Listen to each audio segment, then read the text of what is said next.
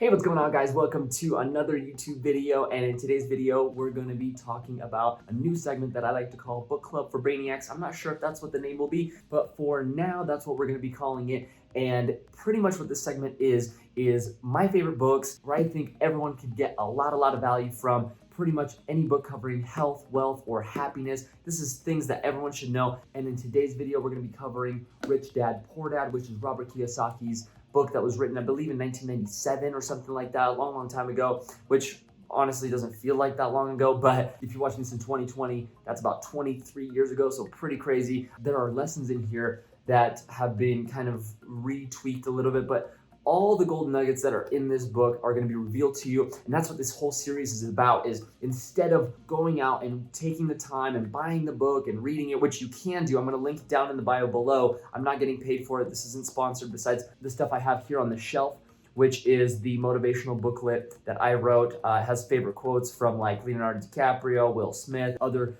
inspirational figures. And then my personal journal for 90 days, so a quarter.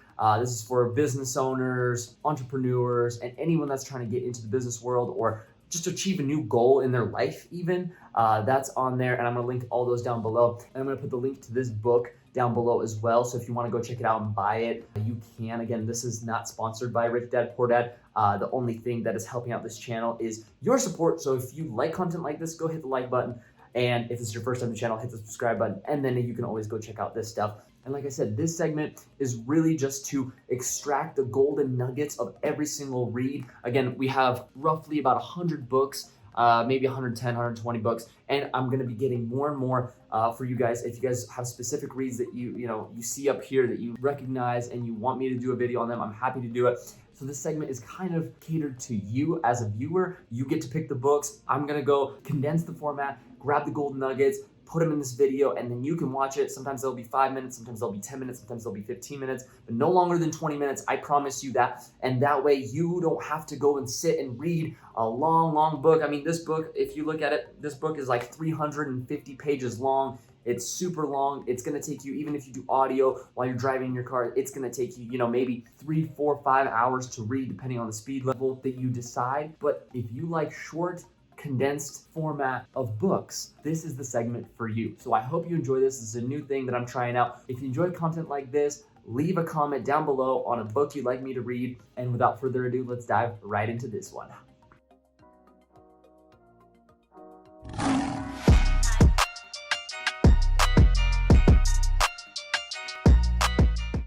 So one of the first lessons that I learned reading this book that I think that everyone should know is the root of all evil is money, right? And some people say that, and what Robert talks about and what his rich dad tells him is that the lack of money is actually the root of all evil. And so let me explain that a little bit, and then we'll dive into the next one. But essentially, what he means to say is that if you go without money in your life, you are going to be sad, you might be miserable, you might want more, you might become greedy. And so that is the lesson that he tries to teach by twisting the words around a little bit and saying that the root of all evil is actually a lack of money. And he says anyone that says the opposite has probably gone a long time of their life without money, right? And so that's why they get stuck in this mindset, and then they never get off of that rat race mentality. And essentially that's the biggest lesson that I took away from this book, and the first really important lesson that everyone should take away from this book. So let's dive into the second lesson. So the second lesson is to buy luxuries last instead of first. A lot of people, when they get a nice paycheck, or let's say they get a raise at work or a promotion or get a new job that makes them a lot of money, what they decide to do in most cases is to spend that money like, kind of show it off, right? And what that tells a lot of people, especially in their class or the people they're surrounded by, is that, they're wealthy or they're doing well for themselves, or a certain type of ego starts to build up, right? And that's what he says to kind of avoid. And the way that you do that is by buying luxuries way later. So if you want to buy, a $200,000 or $300,000 car and you make, let's say, $400,000, you could probably afford it. But should you is the question. And that's where he says probably not, right? He wants you to invest in assets. And that's leading us to the next lesson. Invest in assets that produce you money versus non-productive assets that don't produce you money. And if you want to go check out a great video on this, I'm going to link the Warren Buffett video about gold up here somewhere. It's either on this side or that side. I'm going to link it up there. And hopefully you guys enjoy that one. If you haven't already seen it, that will give you a great explanation of what a non-productive and a productive asset is and is not. So go check that out. But what Robert Kiyosaki says is you want to create these productive assets, right? A lot of people buy that nice car thinking, oh, but the luxury status, people see me driving this car, they'll know I'm rich, they'll want to do business with me. But it also makes you unrelatable to the regular folk, which are probably going to be your employees and things like that. So you don't want to put yourself in that higher status unless you're, a billionaire. And even then, why would you want to, right? Why would you spend that extra money unless it's been a dream of yours for, many, many years? Why would you want to spend that extra money that you could be putting into productive assets? And these productive assets are usually homes that cash flow, or these are stocks that make you money, right? They pay dividends, they grow in value, right? Those are productive assets. Like I said, that is one of the biggest lessons that Robert wants you to take away from this book, is that you need to be investing in productive assets versus non-productive. And sometimes those non-productive assets can very much disguise themselves in your mind because of your mentality. Again, you can't blame anyone else. You can't blame the education system. You can't blame your parents. It's all on you at this point, right? You're an adult, so you have to take responsibility. And by knowing what a non-productive asset is, and maybe even going and evaluating each of your life decisions, major life decisions, and deciding, was that a non-productive asset? Was that a productive asset? And then doubling down on the right ones, right? So that's lesson number 3. And so lesson number 4 is actually really, really simple, is to reduce your expenses and liability. What he means by this is, you've probably heard the term, cut the costs, right? Cut the costs of anything you don't need. And really, that's what you should be doing. You should be going in, keeping an expense sheet, even if you make $100,000 a year, $1 million a year, it doesn't matter. Everyone that makes a lot of money, including you, hopefully one day, I wish that for you. If you're making a lot of money, or if you're not making a lot of money, you should be getting out a sheet of paper, whether it's a printout, or if you like to do it the old school way, or if you download an app like Mint, or you have another system like a spreadsheet or something that you'd like to use, do that. If it's monthly, if it's quarterly, if it's yearly, whatever system works best for you, go in, do that, do your expense sheet. You're gonna find expenses in there.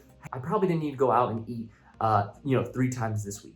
Or I probably didn't need to buy an extra book. Or maybe you did, right? This could be a productive asset if you make it work for you. And that's why you're watching this video. You want to create a productive asset. And by you watching this video, this didn't cost you anything. The only thing that I wanted to cost you is to hit that like button and subscribe, because that helps me out to make more content like this and to buy more books, break them down for you. So please go ahead and do that if you've gotten this far. And let's dive into the 5th point that Robert wants you to learn. And the 5th point really is just being in control of your emotions. What does being in control of your emotions mean, right? Because I could say right now I'm in a state of homeostasis. I'm very chill, I'm relaxed, but am I in control, right? So if something blows up, right? Obviously you might lose control for a minute. When it comes to finances, right? When it comes to building wealth and really any aspect of your life, relationships, if you have a cool, positive outlook, right? And you're able to control that and say, hey, I can do that even if things hit the fan all of a sudden, right? Like a pandemic or something really, really drastic in the world or in your neighborhood hits, you can be prepared by simply just being in control of your own emotions. And that's what we forget as humans all the time, is that it's so simple to control your inside, right? But it's near impossible to control the outside factors that are happening in the outside world, right? You can't go and prevent 9/11. Unfortunately, you couldn't, right? But what you could do is, how can I respond appropriately to that to make an impact, maybe to actually help those people or to help my stress levels about that certain event, right? So controlling your emotions, especially in the finance space for your own mentality, is gonna be the number one key to anything that happens. You get a $2,000 medical bill. What are you gonna do? You're gonna panic, or you're gonna find a new way to make $2,000 as fast as possible so that way you can pay that off and not have that financial burden on you, right? That's how you control your emotions. That's how you control your financial stability. Lesson number 6, work to earn or work to learn, right? So what he means by this is, some people want to work to earn, right? They go out, they work very, very hard every single day. They make a paycheck, they take that paycheck, they put it in their pocket. Maybe they invest money, right? Whatever it might be. But at the end of the day, they're working so hard. And you hear that all the time in the working class, right? Poor middle class. Even some rich folk will say, hey, I'm working hard, I'm working smart, right? But the thing is, what they don't realize is they're actually really not working smart, because working smart is working to learn, especially while you're young, in your 20s, in your 30s, even in your 40s. What you should be doing is focusing on working to learn. And even if that means taking a small pay cut, even if that means taking a big risk on a big life decision that many people don't agree with you on, that is the time to do it, because then you're working to learn versus working to earn. You're not with the mindset of, hey, I'm gonna make a quick buck, I'm gonna work really, really hard and just make all this money and then I'm gonna retire. No. You can work and learn and take all that awesome information inside, put it in your head, figure out what your plan of action is, and then work hard and smart towards your goal. So eventually, you should work hard. But at first, when you're first starting out, whether it's a new business venture, entrepreneurship, even if you're gonna go down the corporate ladder or up the corporate ladder, I should say, if you're looking to go up the corporate ladder, you gotta do the same thing. You gotta work to learn the skills. Otherwise, you're gonna be stuck as an employee, or you're gonna be stuck as a bottom level worker, which none of us wanna be. Sure, it's a great starting point when you're 15, 16 years old, but at a certain point, you gotta level up. And the only way to level up is working to learn versus working to earn. And the last lesson that I want you to take away, you become what you study. So by watching this video, you actually just become smarter. Robert Kiyosaki said so.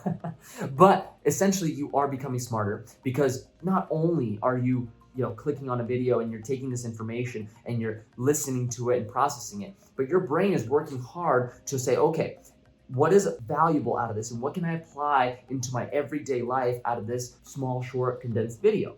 And if you do the right things, you're gonna become a lot smarter, a lot more reactive in a positive way, right? We don't wanna be reactive in a negative way, because then you're not in control of your emotion. If you can learn to be reactive in a positive way on certain things that happen in your life, and you become smarter because of those things, right? You learn the lessons as you go, and that will make you a better, smarter, and even stronger, emotionally intelligently individual. And so he says, read a lot. And since this book was written in 1997, this could be translated to digest a lot of information. It doesn't need to be reading anymore. It can be listening, right? You could be listening to this video in your car. You don't need to be watching the video anymore. You could be watching the video. That's fine too. You can be digesting this information from someone that you know, right? So it doesn't have to be reading anymore. But he says read a lot. And again, that can be translated to just learn, absorb information, become a sponge. That's why kids learn so freaking fast, is because they ask so many questions. So don't be afraid to ask questions. If you have any questions, leave them down in the comment section below and I'd be happy to answer them. And if you enjoyed this, please, like I said, hit the like button. Like I mentioned before, check out any great products that I have linked in the bio. Those help me make more great content like this for you. And hopefully some of this stuff will rub off on you and make you a healthier, happier, and wealthier individual. Anyway, without further ado, hopefully you enjoyed this and hopefully you learned something new. And if you did, like I said, feel free to hit that like button and I'll see y'all in the next one. Peace out.